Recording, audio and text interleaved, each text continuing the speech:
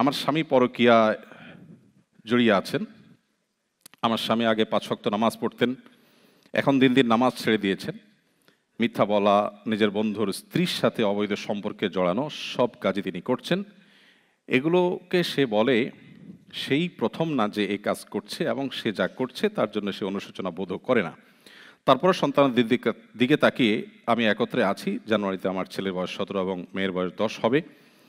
আর সে আমার সাথে একসাথে থাকি, কিন্তু আমাদের মধ্যে কোনো শারীরিক সম্পর্ক হয় না। মাসের পর মাস আমরা এভাবে দিনাতিপাত করছি। এক্ষেত্রে আমার করণীয় কি, আর কোনো আমল আছে কিনা যা করলে আমার স্বামীকে আল্লাহ হেদায়েত দান করবেন? প্রথমে সমবেদনা জ্ঞাপন করছি আমাদের এই বোনের প্রতি, যে বোন অন্যরকম এক মনোবেদনায় ভুগছেন, যেটা বাহির থেকে মানুষ হয়তো উপলব্ধি করতে পারবে না।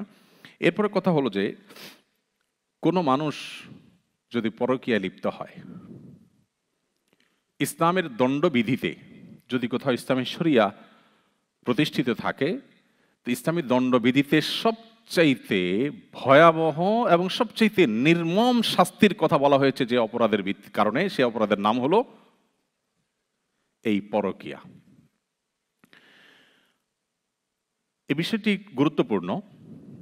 এমনি ব্যভিচার এক জিনিস, বিবাহিত মানুষ ব্যভিচারে লিপ্ত হলে সেটার ভয়াবহতা আরো অনেক বেশি ভয়াবহ।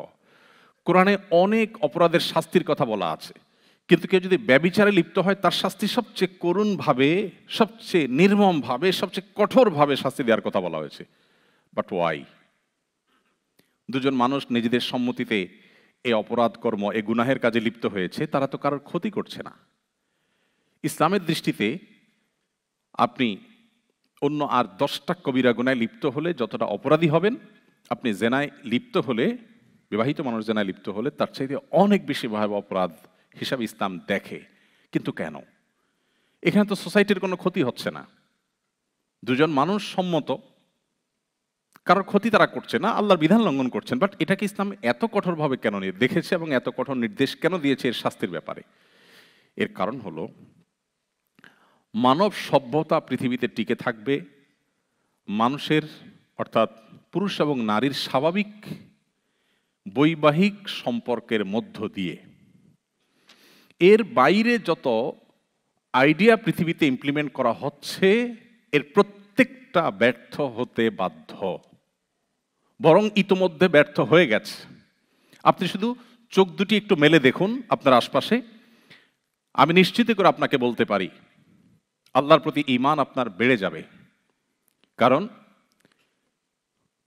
নারী পুরুষের বৈধ বা বৈবাহিক সম্পর্ক ছাড়া যত রকমের সম্পর্ক অ্যালাউ করে পৃথিবীর যত রকমের সোসাইটি বা সমাজ, এগুলো দিন দিন মানুষের অস্তিত্বকে পৃথিবীতে সংকটের মধ্যে ফেলে দিচ্ছে। সে সমস্ত দেশগুলোতে আপনারা জানেন জেনারেশন তৈরি হচ্ছে না, নতুন করে প্রজন্ম গড়ে উঠছে না, সন্তানের জন্মের হার কমতে কমতে ভয়াবহ আকার ধারণ করছে। পৃথিবীর বেশিরভাগ উন্নত দেশগুলো 100 রকমের প্রণোদনা দিয়েও কোনোভাবেই সন্তান জন্মের হার স্বাভাবিক করতে পারছে না। রীতিমতো এই অবস্থা যদি আরো 100 বছর যেতে থাকে, তাহলে মানব সভ্যতা হুমকির মধ্যে পড়বে। মানুষ যখন বিবাহ বহির্ভূত সম্পর্ক করে, তখন সন্তান নেয়ার টেন্ডেন্সি থাকে না, সেটা আমরা সবাই জানি। তখন শুধু ভোগ বা এনজয় করাটাই মুখ্য হয়, এবং এইটা যদি স্টাবলিশড হতে থাকে একটা সমাজে, তখন সন্তান জন্মের হার কমে যায়। কোনো প্রণোদনা দিয়ে সেটা বাড়ানো যায় না। পৃথিবীর প্রত্যেকটা উন্নত দেশ আজ অত্যন্ত কঠিনভাবে এই সমস্যার তারা মুখোমুখি, এবং কোনোভাবে এটা থেকে তারা বেরোতে পারছে না। এই জন্য ইসলাম বলে, বৈবাহিক সম্পর্কের বাইরে একজন মুসলিম কোনোভাবে এ ধরনের রিলেশন করলে সে আল্লাহর কাছে সবচেয়ে বড় অপরাধে লিপ্ত ব্যক্তি। কারণ সে মানব সভ্যতাকে ধ্বংস করার মতো একটি কাজ করছে। 2-4 জন মানুষকেও খুন করলে সে অপরাধী, কিন্তু একজন মানুষ গোটা মানব সভ্যতাকে পৃথিবী থেকে তুলে দেওয়ার, মানব সভ্যতার ধারাকে, মানুষের অস্তিত্বের ধারাকে বন্ধ করে দেওয়ার জন্য উদ্যোগ নিল।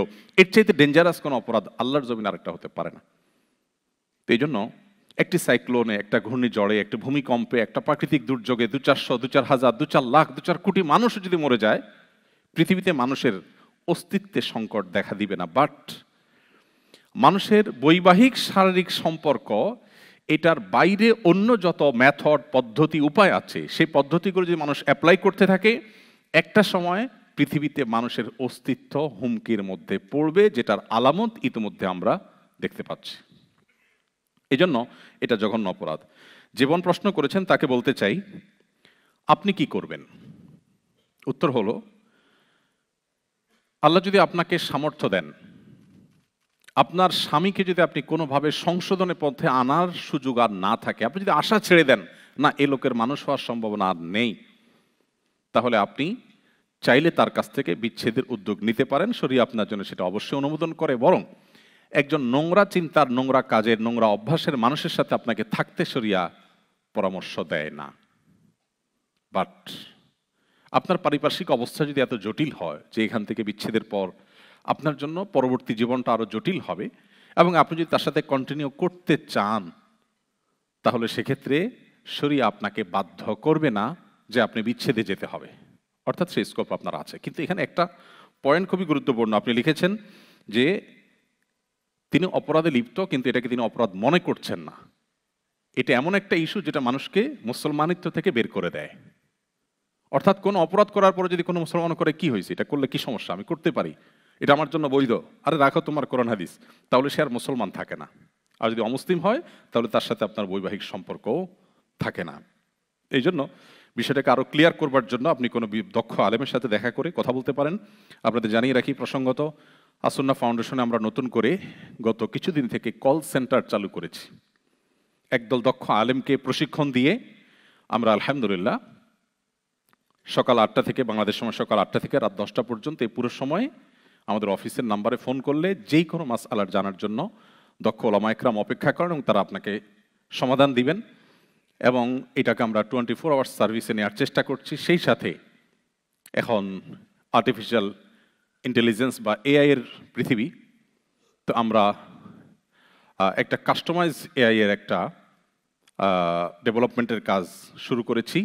আমরা আশা করছি 7 থেকে 8 মাস সময় লাগবে। এরপর ইনশাআল্লাহ আপনাদের প্রশ্নের উত্তরগুলো সারা পৃথিবীর যে কোনো দেশ থেকে যে কোনো ভাষায় প্রশ্ন করলে সেটাকে আমরা সঠিক উত্তর দেওয়ার জন্য আমরা এর সে ভার্সনটাকে ট্রেন আপ করে আমরা রেডি করছি। আশা করছি সেটা ইনশাআল্লাহ নতুন একটা দিগন্ত উন্মোচন করবে, অন্তত বাংলাদেশি ভাই বোনদের জন্য ইনশাআল্লাহ। আস-সুন্নাহ ফাউন্ডেশন, উম্মার স্বার্থে সুন্নাহর সাথে।